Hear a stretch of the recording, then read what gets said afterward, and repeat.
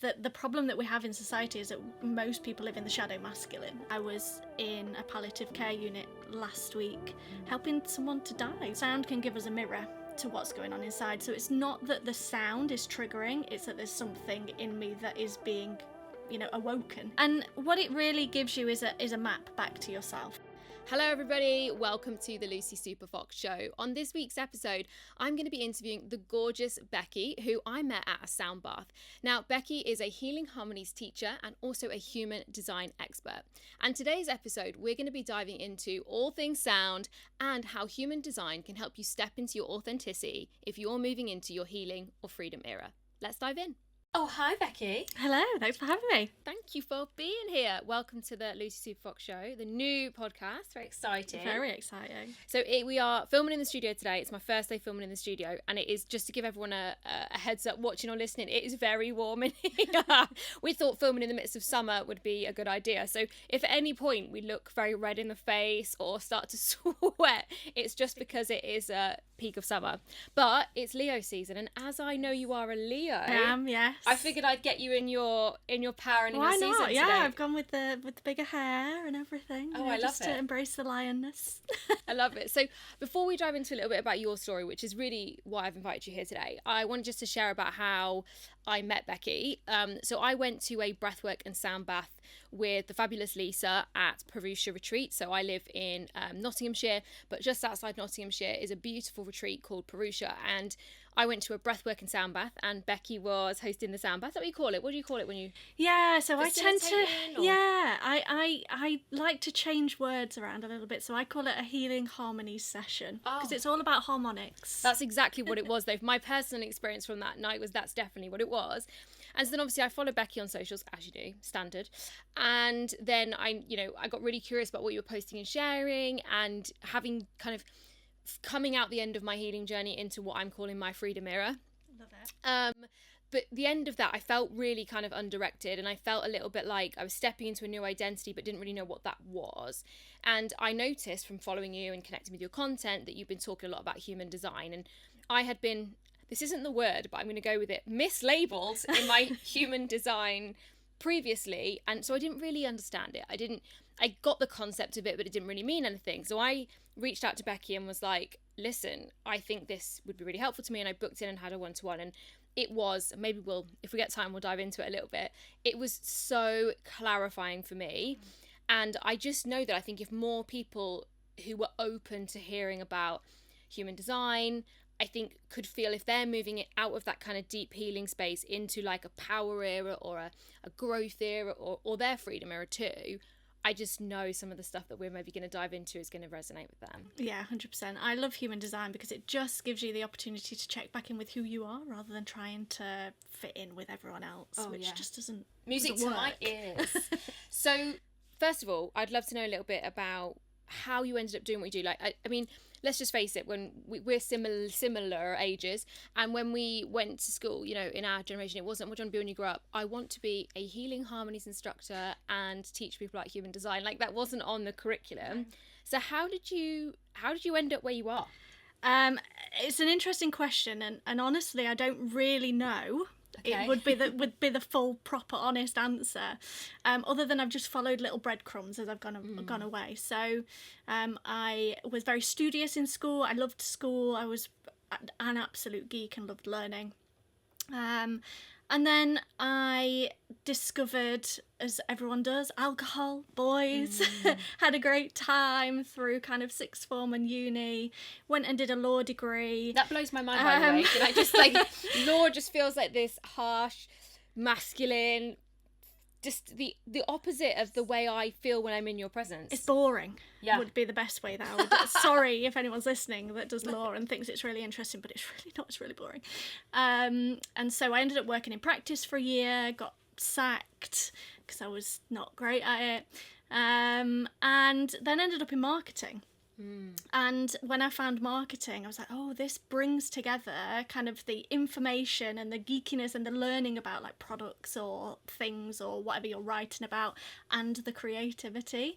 And I just loved being in marketing. And then I ended up going to work for British Canoeing, who are now Paddle UK. So I did a lot of work with athletes and Team GB and celebrities, and getting them to paddling and getting them on the water and getting them connecting with nature ultimately.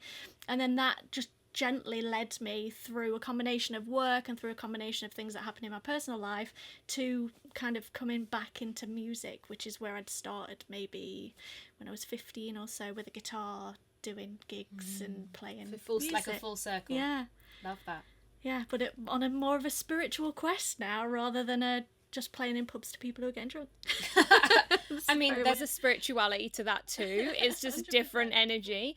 So what would you say that it is that you do? Like if you had the elevator pitch, or someone says, oh, what do? You're on a networking meeting. Not that I can see particularly either of us at a standard networking meeting now, but how would you describe what it is that you encompass, or what you teach, or what it is you do for work? Yeah, it's really difficult because I tend to dip into a lot of different things, but ultimately what it comes down to is helping people find greater peace, in their lives. Whether that's through music, whether that's through self-development, whether that's through astrology, human design, cacao, which is a heart medicine. Everything really is about coming back to a feeling of peace, or getting people to understand what peace feels like, because most people have no idea what that feels like. And I feel very proud of myself. I want to tap myself on the back right now and be like, I know what peace feels like now. That's like my little good girl trauma. It's like, oh, you know what peace feels like. That's so funny. She just stepped forward and went, I know. But that's totally it. And that's exactly what my healing journey led me to, was the pursuit of a feeling of peace, because I'd been caught in the over striving, over struggling, over hustling, the feeling of not being able to stand still. And I know that my healing journey led me to that craving, that stillness. But then from the stillness came not like a niggling, but just a sense of room. Yeah. There was room for more, and that's really where I think I was then led down, obviously, your direction with human design and everything. But you've just before we dive into that, I know you've just launched an album. Yeah. So let's talk a little bit about your music, and I guess the role that you feel music plays in that journey of finding peace. I sat in a music studio, so I feel like this is exactly where we're supposed to go. I love being in a music studio. So my music really is about bringing harmony back together. A lot of people describe them as like lullabies. So I work with crystal singing bowls from Crystal Tones, who hand make the bowls. They're like individual pieces of artwork. Basically, each one has a unique signature and different crystals and metals and minerals added to it that give it a different sound. And really, they blend together beautifully. They have different frequencies. They resonate with different parts of the body. They bring up different types of emotion. And then I just weave my voice in and out of them to kind of just harmonise and bring them all together. When I went to that ceremony, I almost couldn't tell the difference between the bowls in your voice, because they felt so fluid. And that was really different for me, because normally I've been able to pinpoint, but yours just seemed, maybe it was the crystal, but they just seemed so effortless. Yeah, it's really ethereal, it's really angelic, and it again brings people back to that feeling of peace. I was in a palliative care unit last week helping someone to die with the music, and it was just it's just so profound, that style of music where you're not having to sing words or really things of any meaning that's coming from the head. You're just singing from your heart, and you're just letting these sounds come out of you however they want to go, and lift people to wherever they need to be lifted to, which is just magic. Yeah, I love that. So what, like, let's say someone is listening to this and they're like, oh, okay, interesting, I never thought about listening to the music like that. Maybe they they listen to the stuff in the charts that they like, or maybe they've got nature sounds at bedtime. I guess where would that fit into the standard everyday kind of life? Like, how could someone use that to help them bring them peace? Yeah, so there's a few different ways I would recommend people to listen to frequency music in general. You can have it playing in the background just as you're working or as you're coming to relax. You can use it to clear a space. So if you've just moved somewhere, or if you're in you go in a hotel or something and you don't know what's hanging around in there, you can just use it in that. But also you can use it for meditation and just to be in stillness. I like to use it as kind of a dial really through the day. So if I feel like I'm just getting a little bit anxious about something, or if I feel a little bit low about something, it kind of brings you to this space in the middle so that you can expand or come back down or whatever you want to do, but it just brings you to that feeling of bliss, peace, stillness. Love that. And I've actually been listening to a lot of frequency music.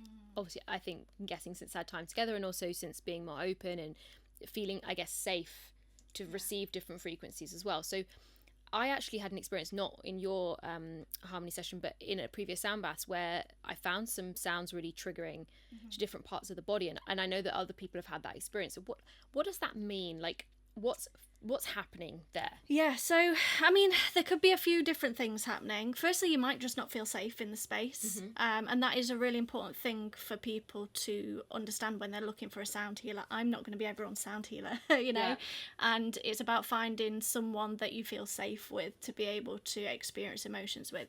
But also, sound can give us a mirror to what's going on inside. So it's not that the sound is triggering, it's that there's something in me that is being, you know, awoken, if you like, by the sound. They're not putting anything in you, it's something that's coming from out of you and wanting to be released outwards. So I always encourage people to be really curious with that. You know, what are you feeling? And be honest with yourself. Is it triggering, and what does that mean? Is it making you angry? Is it making you emotional? Is it making you think of certain things? And what can you then do with that information afterwards? Either journal around it, therapy, EMDR, whatever comes up that you kind of need to go, right, actually I've suppressed this for too long and I need to look at this. Yeah, I love that. And I talked a lot in my kind of previous podcast about kind of what healing is and what, you know, stuck emotions feel like. And, you know, there'll no doubt be many episodes within this series as well. I don't think it's a topic I'll ever stop talking about. And when I had that experience that you've talked about, and mine was and it was a very high pitched bowl. Again, I don't have the repertoire to, but it was really causing a trigger, particularly on one side of my head. And I almost like, you know, like when you catch a noise and it kind of makes you do like this. And it wasn't a coincidence to me that a few weeks later I had some Reiki, so some hands-on Reiki, and that there was a lot of black that came up on this side of my face. And then after that Reiki, it cleared. And then strangely enough, I had an eye test the other week and they said, this never happens, but your vision is better on that side. And I was like, of course it is.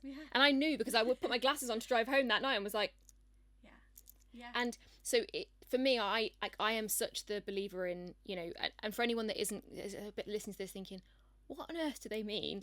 You know, emotions are basically energy in motion. So when we feel something, it's energy created in the body, and that's designed to move. So it's designed to be expressed. But what can often happen through going through an experience where we don't feel safe to feel emotion. So maybe you're in school and you're really angry about something, but, you know, you're not able to process that anger in the middle of a class. We start to push stuff down, and, you know, societal values and cultural values and also who we believe we are will cause us to push those things down. And when we're doing that, we're just stopping the energy from being in motion. And so when we're talking about kind of releasing, what we're saying is releasing the feelings, and they're not present, they're not usually current. Like one of my favorite phrases ever is, it's never about what it's about. Because the argument, the conversation, the tears, the anger, the frustration, the trigger is never actually about what it's about. It's the fact that it's triggered a familiar feeling that's ready to be moved and ready to be in motion. So, I mean, I think we'll maybe take a little pivot here, because I feel like we could talk about sound healing all day. But before I do, how do people get your album? Like, how do they get hold of that? So it's available on Spotify, Apple Music, Amazon Music. It's called Sophia, which is the personification of the divine feminine, basically. So that's why it's like lullaby-like and soft and gentle. And if you search Sophia, or if you search my name, Rebecca Lovatt, we'll drop it in the show notes as well. I would actually love to segue a little bit, and this wasn't in anything I had written down because I knew this would happen with us. I would love to hear you talk a little bit about the masculine and the feminine in terms of energies. I watched one of your free masterclasses, which, if you're okay with that, maybe I'll drop that in the show notes below.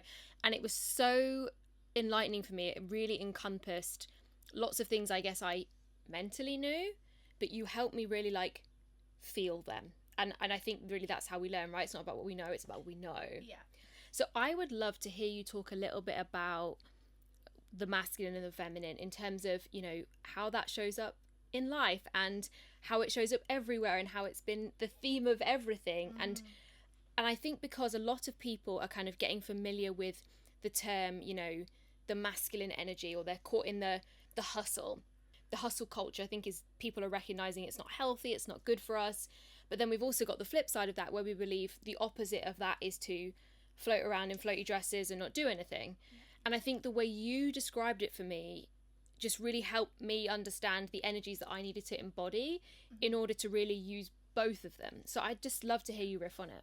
Yeah, and I think, you know, the masculine gets a really bad reputation, especially at the moment, and it's not that that is bad in any way. The problem that we have in society is that most people live in the shadow masculine aspect of it. So there's a lot of anger, there's a lot of competition, there's a lot of just headbutting and clashing and everyone competing and forcing against each other, rather than it being masculine really should be protective and supportive. And then we have the feminine side of that, which is more about nurture and slowing down and having patience and living cyclically, you know, living in cycles, either with nature, with the moon, with menstrual cycles, whatever it is that people decide to live in cycle with. But just really slowing down, because without the slowdown, you can't do any of the creative stuff. So that means you can't think outside the box. You can't kind of find a way out of a problem that you're in. You can't force your way out of a problem.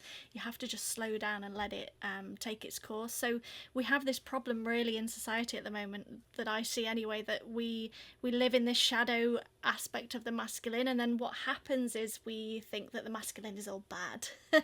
and we then love the polarizing, right? We love I did a previous interview today which we were talking about, you know, you're either in the keto camp or you're in the fasting camp or you're in the, and we just love to put ourselves in boxes and labels and camps, right? Yeah, and we need to be able to move between the two. So within life, we need to have times where we're in action, we're doing things, we're protecting ourselves, or we're protecting other people, or we're building something, you know, we're creating. But we also need time to slow down, find patience, just not do anything, you know, not feel like you've got to fill into the rat race. Seasons and eras, and that's totally what this podcast is about being able to own certain eras of your life. And, you know, I would have called this podcast the Eras Tour, but Tay took that one. She took that one. I'll let her have it. But that's so true. So how would you just, you know, I guess what would be the first step if someone feels like maybe they're caught in this, to use your words, the shadow masculine, you know, they're caught in this kind of energy trap or this kind of way of being, but they almost feel like, I feel called to move in a different direction. I guess what would be your advice? So my first bit of advice really would probably tie into human design. Well, we'll go there. Which is more about recognizing when you're in your not self. So the not self themes are anger, frustration, bitterness, and disappointment. So if you're feeling any of those feelings, whether you're in the masculine or the feminine, the likelihood is you're in the shadow element of one of those two. And once you can start to identify that, you can then start to think, right, okay, well, where is that coming from? And as you said earlier, you know, it's likely not coming from the thing that's giving you the trigger. It's likely coming from something else. So it takes a lot of time to unpick that. But I think just by recognising your emotions and what you're feeling, you'll get a good idea as to whether you're in that lightness or the shadow side of it. Because ultimately the opposite to that is peace, satisfaction, fulfilment, and surprise or awe. So just by using those as a little scale for yourself, you can start to identify which one am I in and where do I need to start to tip the balance. Yeah, love that. And I think it's so true. You know, one of the things I say to all my clients in every program I will ever teach, in every call I will ever have, is the first step is awareness. And everyone goes, well, I'm aware I've got an emotional eating problem, or I'm aware that I snap and get angry about nothing at all. And I'm like, there's a difference between knowing and like really feeling and being aware and being present. And I think one of the biggest things that really helped me was, I mean, I reached the point of burnout, so slowing down was no longer option. Like, it wasn't like, oh, that would be nice. It was like, I'm gonna have to, like, this, I've got nothing, I can't think, I'm not functioning.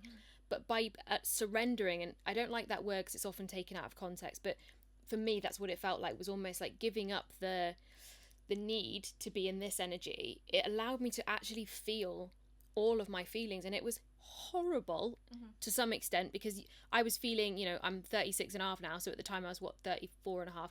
I was feeling 34 and a half years worth of suppressed emotions, suppressed negativity, suppressed shame. Shame was my number one that I had to keep feeding into and keep experiencing. And it was, you know, the way I described that, how that felt for me was like I was being suffocated. It would like pull up my throat. I can even feel what it feels like now. And that feeling, and I think we all want to avoid feeling those things. Yeah, we do. They're not comfortable. Why would you want to sit in shame? Why would you want to sit in anger? That doesn't make any sense. It's not a joyride, is it? No. No. But you're not going to be able to hold any of those emotions in the moment and then form the awareness in the moment, which is where the awareness needs to come from. It's all right being aware after the event that I got angry. You kind of need to pick it up at the time when you're getting angry. So when you're feeling them, when you're sitting with them, when you're just being curious with them, it builds on that capacity to be able to hold them and catch yourself in the moment, because a fuse is not as quick as it once was. And one of the things that I think I've been really passionate about, and I think, you know, as I develop my skills more as a, you know, a healing teacher or whatever word I'm gonna, again, figuring out the umbrella term, right? But one of the things is helping clients and people and listeners and followers understand that when we kind of allow ourselves to process those, I'm going to call them negative, or those shadow feelings, when we process those, we make room to feel more of everything. So we don't just heal to feel more good stuff. We don't just heal so we, like, I think there's been a movement of like, we only then, if we're not living there because I felt all those bad things, I'm only going to feel good things from now on. But actually the best bit about the journey is when you've been through and processed those things, when they do come up, it's not like they don't come up. I mean, imagine if that was a thing. So when those feelings come up for us, like, the difference is you're just able to move, you're able to recognize it, awareness. The process is almost then automatic. I then go, oh, bloody hell, I'm in shame. Okay, I'm like, okay, cool. What am I feeling shame about? Okay, cool. All right, and how does it feel? Okay, and how can I move through that? It's not push it back down. How can I turn it off? And sometimes it still takes me a couple of days. Like yesterday, something happened and I felt rejected, which hasn't happened to me for quite a while. And I felt really rejected. And then actually within about 2.5 hours, which I think for me personally, that was a massive win. I was like, it's gone. I'm over it. It was it's left the body. But that you almost have more room, and it's really hard to describe like what energetic room feels like, isn't it? But you have more room to hold it all. And I think when, you know, in this age of everyone wants to manifest everything tomorrow, I think understanding that if you can hold space to feel all the feelings, the good, the bad, the sad, the frustration, the joy, the more you have space to hold, like, just look at this, the more you have space to hold things in life too. Yeah, exactly. And it makes life more beautiful. We don't really want to be living in this little like linear line. I only have the capacity to go this high or this low. We want to really be experiencing the full spectrum and the full breadth of it, or at least I do. I don't know what other people. 100%. And I was scared though. I'll be honest. I would think as someone who'd been, you know, an overachiever, an overperformer, I call this, you know, recovering A-type, you know, all the labels, right? I was that girl. I was top grades. I was, you know, going to be the best at everything. In fact, needed to be the best at everything. It was only safe if I was the best. And I think I was scared to be willing to look at to use your word, the shadow side. I was scared to do that work because I was scared that my whole life would feel like a lie, and that's how I felt for quite a while. And change, a lot of people are scared that it's going to change, even if the life that they're living at the moment is not great. They don't actually want to change it. They don't want to roll the dice, because the known feels more safe, right? Because I think it's one of the things I said to you when we met to discuss my human design, was that I felt like I was at the point where I knew something new was coming, but I didn't know what it was. And that's never happened to me before. And I've kind of really embraced it in the time between now and then, and really just enjoy the fact that I'm like, well, if it's unknown to me, then it's going to be different because I don't know what's coming. So maybe this is a really good opportunity for us to talk about human design. So obviously this is a big topic. A huge. And we don't have a whiteboard and lots of cards, and we don't have the zodiacs, we don't have any of that stuff. But I guess one of the things that I would love to share is that if you are at the point where you've been through kind of, you know, the journey we talked about, you're kind of you've come through maybe the other side of that healing journey, and you're ready to kind of redefine yourself in maybe your freedom era, maybe your growth era, whatever label you want to give it. Human design helped me carve the next phase from a place of authenticity. That word gets banded around a lot and misrepresented a lot, but you really helped me by giving me that sense of myself, which was strange that someone else gave me a sense of myself, but it did. You reflected it to me. So I know this is a broad question and a big topic, but I would love for you to dive into first of all, what is human design? Yeah, and it's one of those things that people maybe have heard of but don't quite understand it. They'll maybe have pulled their chart and not quite know what it is. So That was me. On a very, very broad level, it's a blueprint of your energetic body. Sounds weird.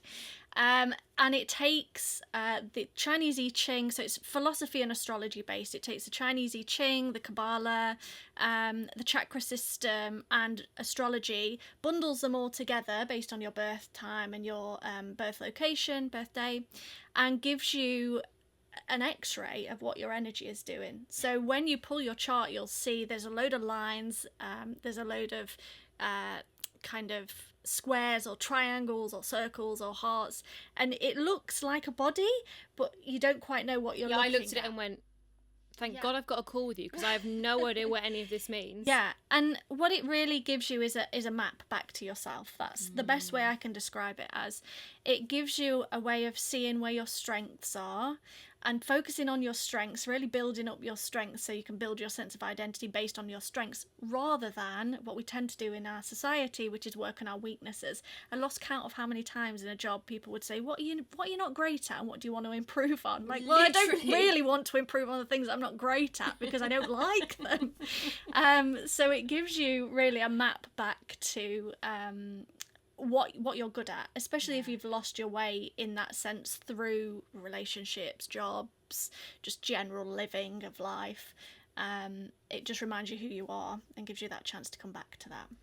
And that's definitely what it did for me. So I'd love you to talk about, maybe we talk about I don't know what you call these, almost like the macro or the overarching human design types, and then maybe I can ask you some of the questions about the details of those. Yeah. So there are different energy types. There are 5 different energy types, and they kind of help to understand how society should work. So it's not a hierarchy, but it's easy to explain as a hierarchy. What I should say is everyone is equally as important. No job is more important. Yeah. But there are different energy types for different things. So there's the manifestor, which makes up about 8 or 9% of the population worldwide, and they are here to initiate and start things. So they're here to get the ball rolling on things. The thing is that they've not got an unlimited amount of energy, so they're here to initiate and start, but not to carry things through. Got you. You then have manifesting generators and generators. They are really, they're both generator types.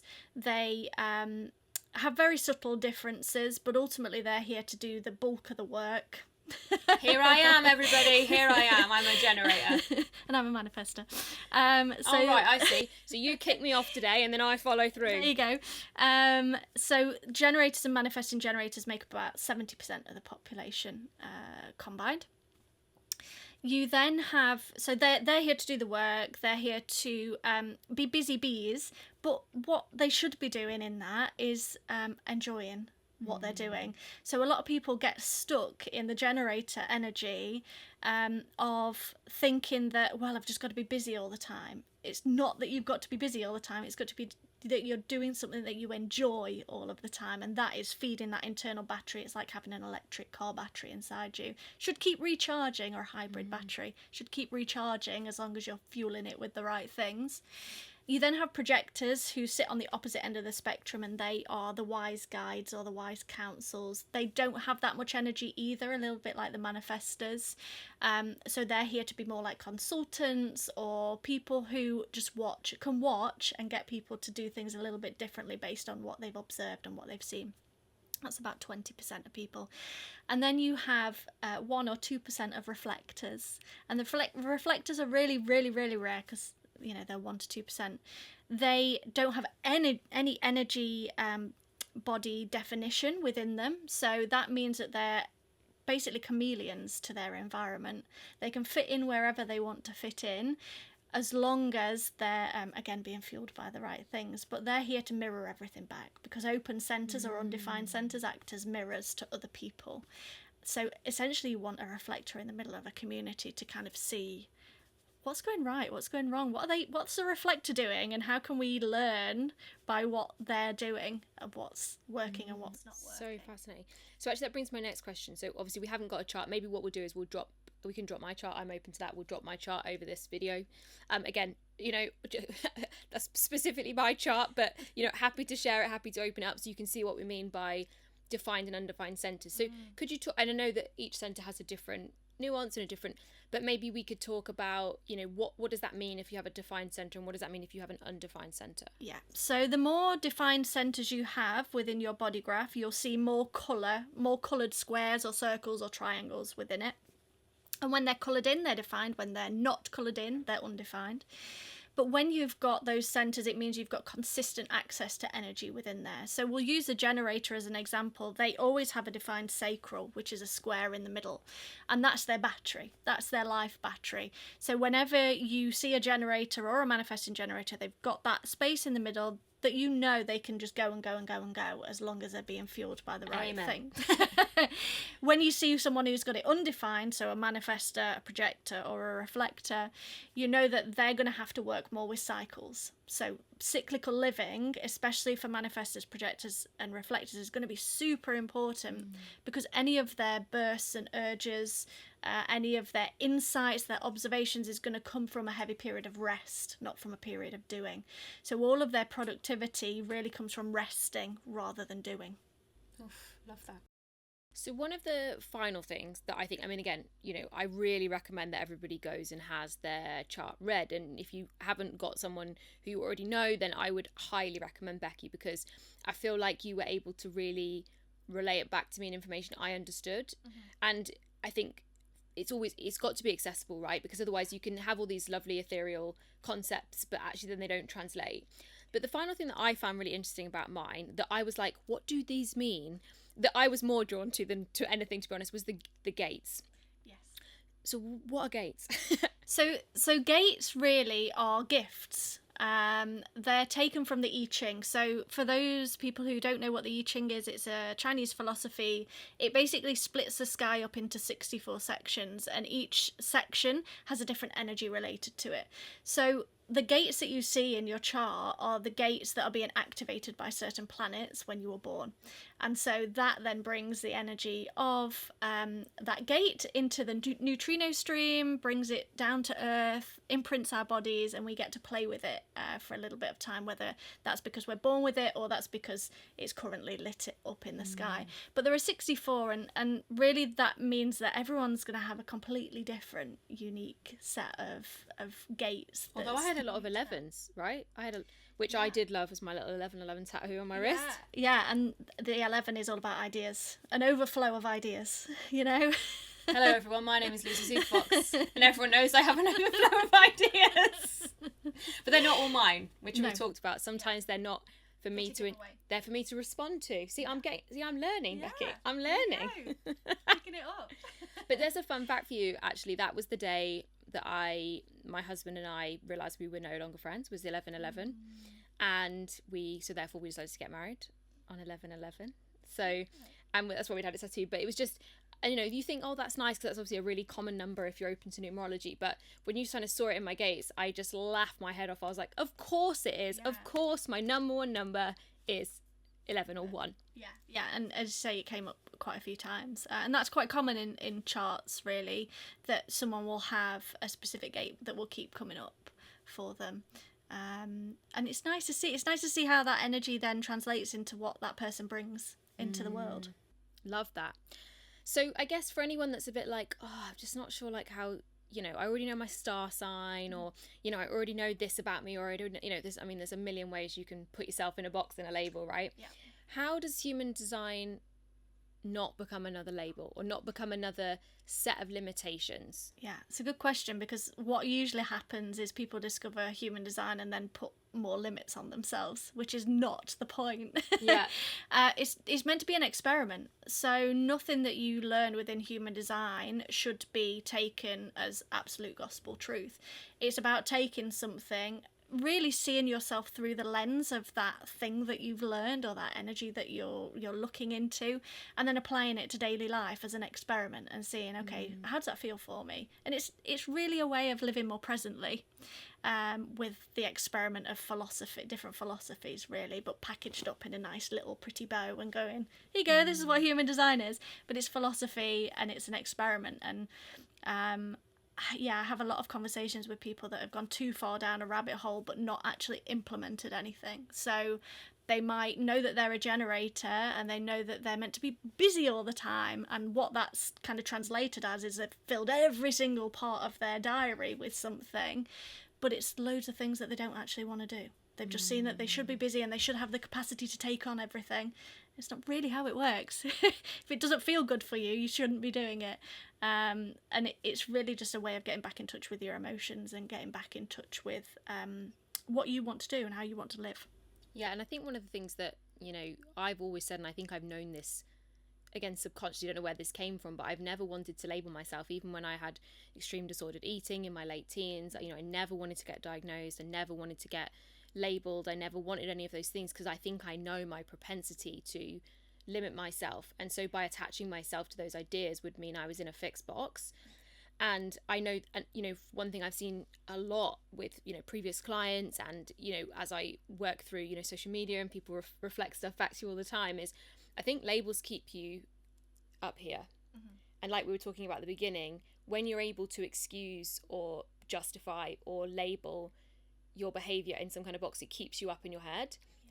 And again, it keeps you from processing those feelings and dealing with some of the why we feel the way we do, or why we've created the way we have. But if people are looking for real change, then it must come from the feeling and the being, not from action. The doing. Yeah. And I think that's what human design really gives you the opportunity to do, is take these concepts and just test them, try them, experiment with them. There's no rules, some people within human design would say that there are rules, but I don't really think that there are. We're taking concepts from the sky and trying to apply them to life. How many rules do you want to apply to that? Yeah. So really it is that getting out of the head, just stop thinking about it and start doing it and feeling it, and that will ultimately be your signpost, your compass, just doing it. Love that. So I want to ask you a little question about star signs before I dive into my quick fires. So I'm a Sagittarius, and I am a Sagittarius. Like, there is not one Sagittarius thing I've ever read I'm like, oh no, that's not me. But you are a Leo. I am. So let's talk a little bit. This is going to be going live after Leo season, but I guess, how does somebody being in their star sign season, like, obviously I appreciate every star sign is different and comes to different energies, but I guess what is it about your star sign season that people could lean into or use as another tool in their toolbox of stepping into that authenticity and that freedom? Yeah, so ultimately what you've got when you come into a season, so we're in Leo season now as we record, we'll be going into Virgo, then we'll be going into Libra, and so on and so forth, is you get the opportunity to celebrate firstly your year. We usually just celebrate a new year on the 1st of January or whenever certain religions celebrate them, depending on the lunar cycles. But you've got a birthday, which is your next energetic year as you step into a new chapter. So firstly, celebrate yourself, but also understanding what those energetics are behind that month. So Leo would be all about rest. Everyone thinks that summer is yang energy, which is doing and action and fire. It's not, it's yin. It's about receiving. Like the sun's giving, we need to receive. So you can start to then look at, okay, what's going on in the seasons outside that I can then start to apply to life. So Leo season, Virgo season, and Libra are all about the harvest. So it's, what am I taking? What am I receiving? What do I need to plant to be able to reap this harvest next year? And then you can start to look at the different elements that sit within them. So you've got fire with Leo, which would be about creativity or courage or action or something that takes you to the next level.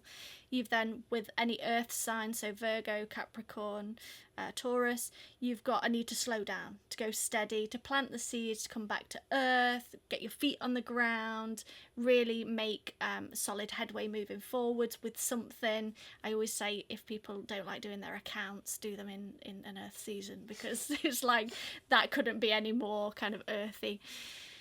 You've then got air seasons, so Libra, Aquarius and Gemini, which are more about quick change.